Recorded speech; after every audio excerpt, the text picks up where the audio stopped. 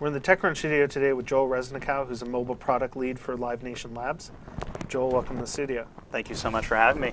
Pleasure to be with you. Okay, so for a little disclaimer for people who don't know, you and I used to work together and are friends, and so there's that disclaimer. We agree not to tell old stories about each other today. That's right. So before I even met you, I knew that you had a deep interest in this, let's say, overlap space between music and technology. And one thing I'd love to get your opinion on is Spotify. I've just noticed, as in my own behavior, I used to buy a lot of albums on iTunes. Can't remember last time now I bought something on iTunes. I'm just paying a subscription to Spotify. And I've noticed a lot of other people doing that too. There's something inherent, I feel, in the model about just paying $120 a year. So I'd love to get your take on that and sort of the current state of, let's say, technology and music today at the start of 2013. It's a big question, but just to start with Spotify, I find it to be extremely exciting.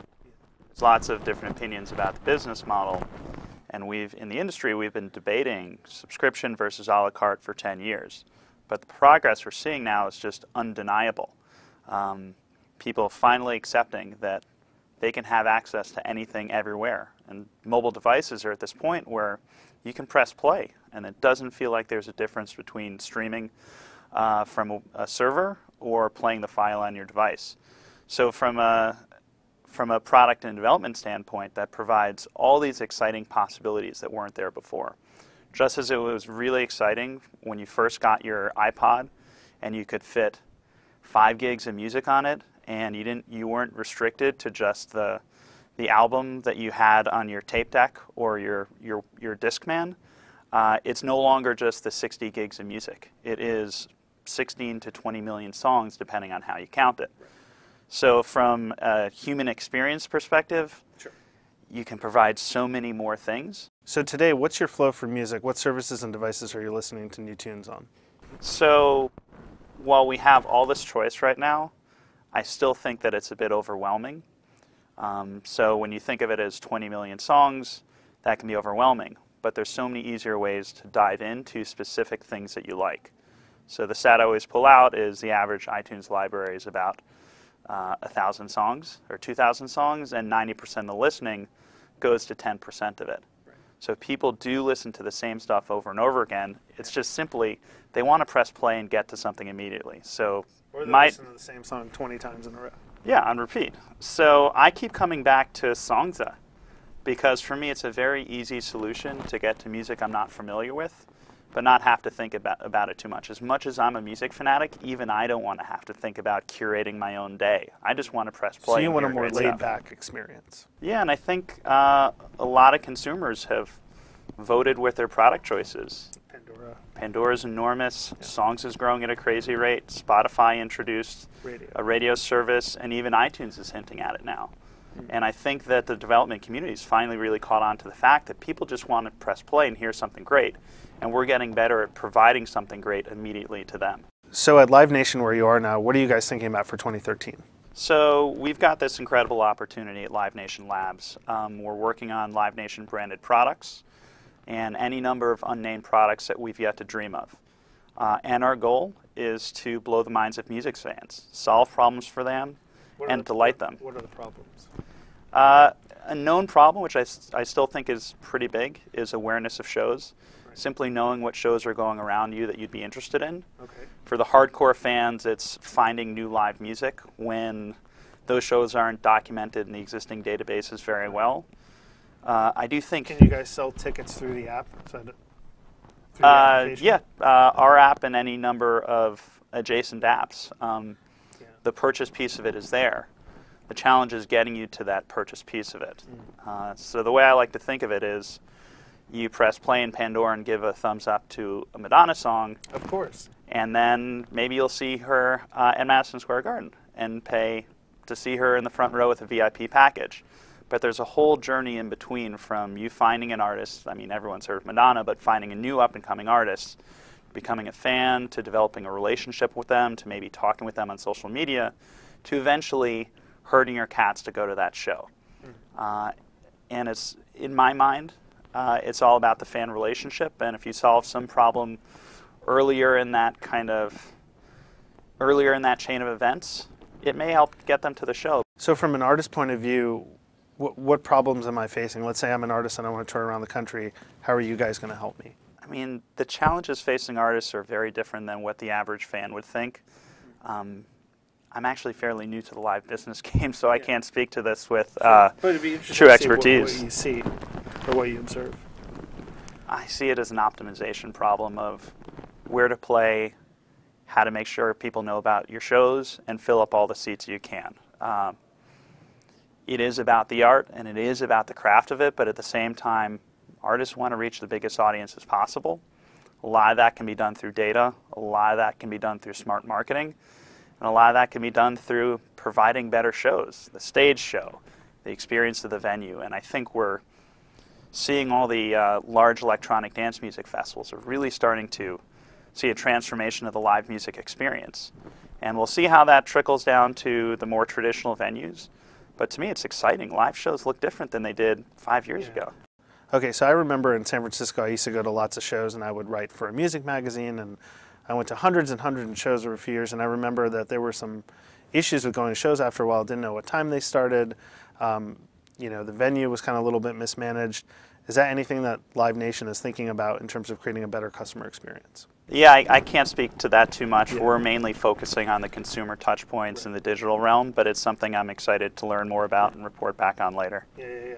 And so also, you're also investing at LiveNation Labs too, right? Tell us That's a little correct. bit about that. We've got a fund. The founders of LiveNation Labs, Eric Garland and Ethan Kaplan, worked with the company to start a fund to push innovation in our space, to figure out the nitty-gritty of ticketing, around social media, around video and photography. And the sky's the limit. We're not limiting ourselves to consumer-facing products per se. If there's an infrastructure play that's fantastic, we'll look at it.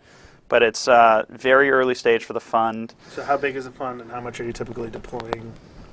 We haven't announced the size of the fund, and we're currently working on our investment criteria, but it's a seed stage fund. It's a seed stage fund. That's so correct. anyone who's out there who's got something tangentially related, even on the infrastructure side or software application side, that's touching the concert experience should come find you. Yeah. If it's related to live or related to music, or you think that it's would benefit our business in a meaningful way, we're extremely open-minded. You can find us at livenationlabs.com or find any of us on Twitter. And we're taking a ton of pitches right now, and it's just exciting to see people want to improve this product that we love so much. So your company was acquired by LiveNation recently. Can you walk us through sort of inception of the company till the acquisition and sort of what the key takeaways were for you in that process?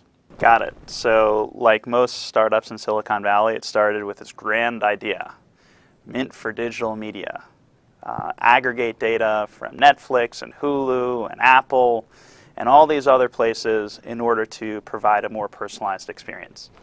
And having been taught real customer development, lean startup, I went down the path of the MVP. And as everyone told me, the idea that I had looked nothing like the product which we ended up with. I'll skip the long, boring details, but we ended up with a social music product. And this is 2010, 2011.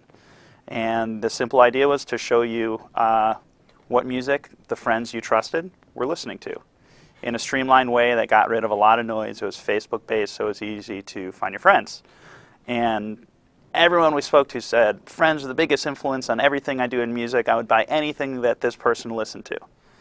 And while we did get out products quickly, and Apple and Facebook also launched similar products quickly at the same time. They're very easy to compete against. And at the time we were quoting, I think, a TechCrunch quote about, okay, Rexley did what Apple iTunes Ping was supposed to do. And we were patting ourselves in the back. Someone told us that these scrappy startup guys with barely any money did better than Apple. But it really drove home that when you launch and you don't see that hockey stick immediately, that your assumptions are not going to be right. You kind of have to go in with the idea that your assumptions will be wrong, and all you need to do is figure out what's right as quickly as possible. Yeah, sure, we did something that Apple also did. History will decide whether it's better or worse, but it doesn't really matter because both of us were wrong in many similar ways. And even kind of the early iterations of Open Graph, we did a lot of similar things. Open Graph is changing quickly, and they realize what needs to be done to make it better. So it was really, you can learn in a classroom or read in a book to assume nothing, to test everything, to get your product out quickly. And while we followed a lot of these things, we could have done a lot better. So you were mentioning that you had an idea that was validated by other market players, but that either it wasn't the right time and didn't get you to where you wanted to go. We were actually on a pretty good growth trajectory. Our challenges were distribution and getting funding. So distribution is something that startups need to think about from day one. What is your beachhead? Is it a strategic partnership? Is it an acquisition model that is in any way scalable? Part of Lean is if anybody cares about your product with no marketing support, then you're on a great path. But then there's a step of mobile? What's that? Do you think that exists in mobile? No. There's how many apps in the If App you're not Store? a camera or communications app, right? I still think it exists because, well, I don't think that a great product necessarily will grow if released in a vacuum. So there's 750,000 apps in the App Store. Apple is improving search and discoverability. At the same time, there's only so many apps that they can service organically. So I would encourage any early stage startup to think just as much about distribution as the core value proposition. Because if you can't reach a lot of people, it doesn't matter how well you're doing. We're on a decent growth tear, but music is tough, and it wasn't enough to raise another round. So looking back, what was the fundraising climate like for a music startup? I know that there on Sand Hill Road, for example, there's a lot of scar tissue on investing in music startups, and even a company like Spotify, which is doing really well, reports are coming out that they don't even control their cost of goods sold. It is a very tricky business. Doesn't mean you shouldn't work in it. So the approach I take when people come to me and say, I want to do a music startup, have I told you this before? No. I probably tell people this twice a week. I treat it as if they're trying to convert to Judaism. Okay. So what you're supposed to do when someone wants to convert to Judaism is you try and talk them out of it. You tell them, okay, it's going to be so hard. There's so much work that goes into it. You still might not get accepted. I don't know all the details because I'm not super observant. But you try and talk them out of it. And if they still want to do it no matter what you say, they have what it takes. That was told to me by like an industry veteran, actually a friend's dad. And he was sincere, and I've been saying that for probably 10 years since I heard it. And that's generally the approach I take, and it's not because music isn't great. It's because music is a challenge. It's one of the most powerful emotional products around. It is the most prominent form of art we have. And people were making money on it 100 years ago, and they'll probably still be making money on it 1,000 years from now, as opposed to any other product category we could think of. At the same time, Sand Hill Road doesn't love music. It's not a well-kept secret. There's ways to get money, it's just not as easy. So if you truly love it, if you're truly trying to solve a big problem, it's worth going after. And you know what? The ecosystem is so powerful right now. Between the APIs for Spotify and Rdio, you can provide an on-demand listening experience in any app. It's not hard for anyone to cheaply provide a non-interactive radio experience. So while it's harder to get money than it was, let's say, 10 years ago for music, you can build products and get traction a lot faster than you can. So there will be trends, there will be categories that investors like or don't like for the right or wrong reasons. But if you solve problems and you build a good business and people love what you're doing, you will succeed. Great. Well, Joel, thanks for coming in and sharing your thoughts. I really appreciate your time.